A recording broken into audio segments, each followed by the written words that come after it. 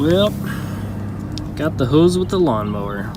We're gonna have to fix it. Gonna give it a nice clean cut here. Looks to me we're kind of 5/8-ish on the inside diameter, because I think it's either 5/8 or 3/4 for garden hose. This is kind of what we're modeling here. Basically, the hose slips on this side, slips on this side. You put a hose clamp here and a hose clamp here. These are really cheap, so this is a giant waste of time, but it gives me an opportunity to learn DesignX. So I'm going to go ahead and create a sketch here on this plane, and we're going to make, well, we're just going to start out with a, how about a line? Basically like 7.9 millimeters, 7.9375. So it's like, it's close enough. I'm not really too worried about it. We could throw little ridges on here, like these have, for the hose to conform to. Yeah, that's not hard to do. Let's just do that.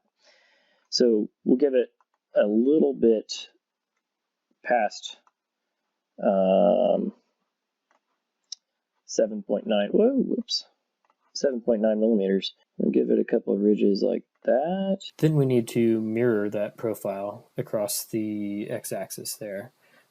So we're gonna, join up those center curves there with a line, space this.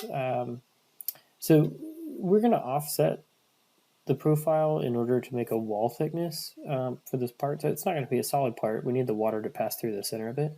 So I added a line and then added a dimension to help guide me, and I'm typing in 3.25 millimeters. That's what I chose.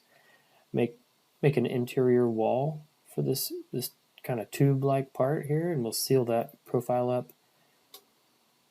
And then I'm going to choose those profiles, and we're going to exit sketch, go to model, choose the profiles, and then choose the axis to revolve about. And I like that, so we'll accept that.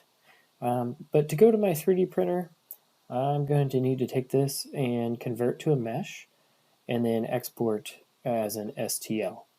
So we'll do that and drop it in the 3D printer software and put that surface on the bed. I ended up needing to use a raft on this part. If you know anything about 3D printing, that might make more sense, but that's kind of a toolpath preview there.